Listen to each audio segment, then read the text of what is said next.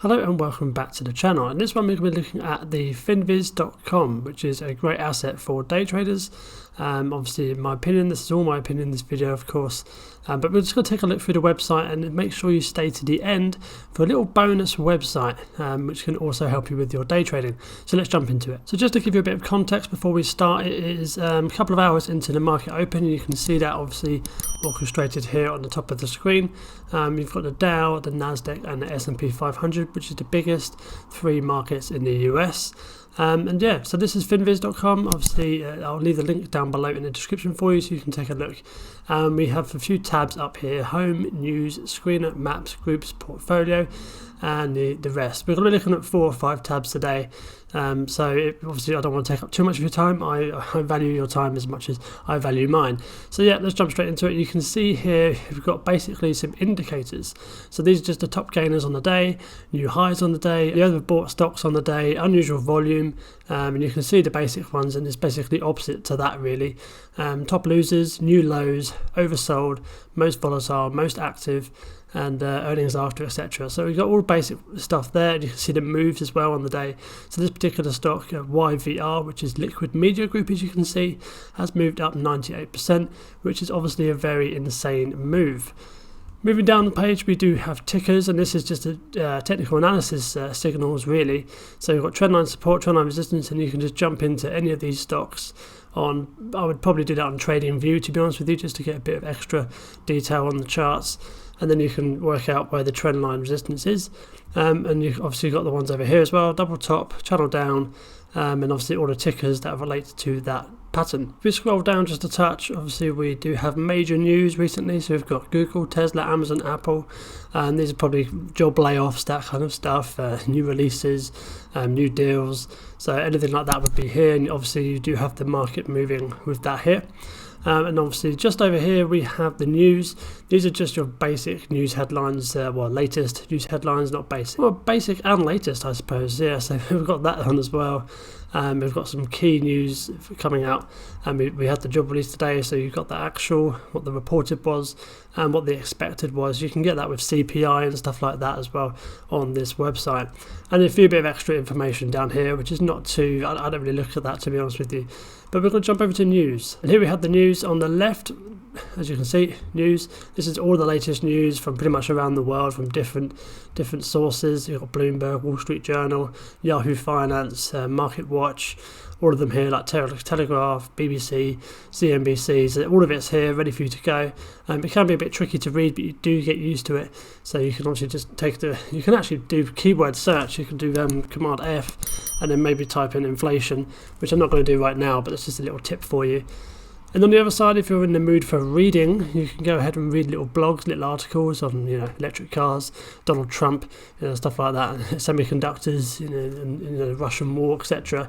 So we've got all of that down the side if you're interested in reading in the mornings, which I know a lot of you are. So that is the news page, not a lot to report there. Let's jump over to the screener page. So this is the screener page. This is where things get a little bit fun, and obviously you will need to have a little play with this yourself. But generally I use this just for volume. So obviously this is kind of basic page here.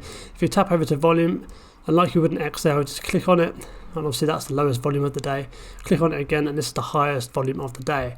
We have Mullen at the top, of course, why wouldn't it be? Virgin Orbit, obviously they're going into, they're having a bit of tricky time with their company at the moment, from what I understand. Bed Bath & Beyond, which is like a meme stock. Tesla is always up there pretty much. TQQQ, which is the triple movement of the QQQ, so that's always up there as well. And just general stocks in the news, popular stocks, AMD, etc. So you get that in the high volume, and this is if you are trading, this is going to guarantee you a pretty good entry in terms of the spread, in my opinion. And you can just cycle through the pages. So page 2, you've got NEO, actually got some good volume here today, which is pretty good, and then you've got Amazon as well, Nvidia, so all the big stocks, the Apple as well, all the big stocks are kind of here. And if you go back down to like kind of page 50, you have kind of very low volume, as you can see here. That's terrible highlighting, but you know what I mean, yeah, we'll just move past that. Look, Hive Blockchain, that's a good one. Anyway, so what you can do from here is go to sector, and you've got all the different sectors here. Let's, for example, go to technology, and we'll go to industry and do semiconductors, just as an example.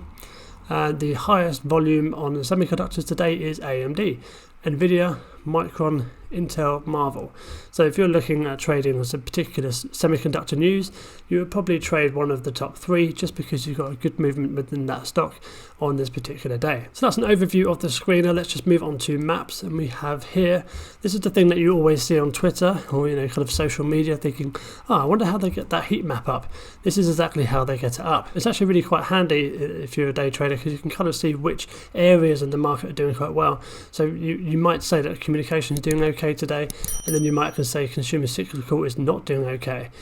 So these are the particular trends you could jump on throughout the day. And obviously, just to add on to that, you can actually do, instead of 1 day performance, 1 week performance. This is what's happened in the last week or so. So you can see that communication services have done pretty well. So is healthcare. And then if you go out to maybe, I don't know, 1 year performance, obviously the market hasn't been so well in the last year or so, and you can see that reflected in this heat map where there's a lot of red. So again, that's the maps. It's a little bit more of a fun one. You can screenshot it, send it to your friends, stick it on Twitter, for example. Just to add in here, you can actually follow me on Twitter. I'll stick a link down below in the description for you. I do day trading insights and kind of alongside my YouTube channel, that kind of thing. So moving over to the next tab, we do have groups here. Now this is 1 day relative performance, 1 week, 1 month, and this is basically all of the sectors that you have. So you've got healthcare, financial, utilities, real estate, for example. All of them are here. As you can see, I'll highlight them. This website's not very good at highlighting, I can tell you that. Oh no, what have I done? Okay, back to groups. We have here the performance in the last month. We can see that communication services, as we saw in the maps, are obviously very, very good.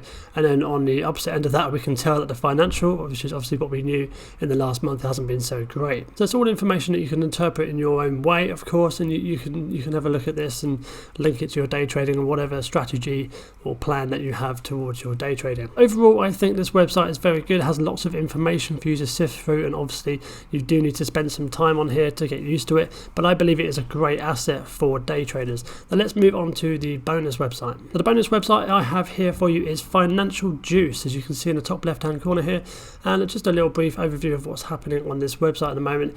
Is right in the middle here, you just basically got news. So similar to FinViz, you've got all the news headlines here, and you can actually switch through the different types of news. So indexes, so you've got your NASDAQ, your SPY, etc.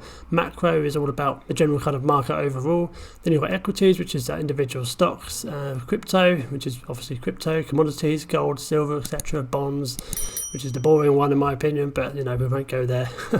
And on the left side of the screen, which is this area here, you've got all of the reports that are coming out on this particular day. So you can see here April 6th, which is today, and you've got all the reporting marked out in different colours. So the red one is like a fairly important one, and then you've got orange, which is slightly less important, and then yellow is less important than that, obviously.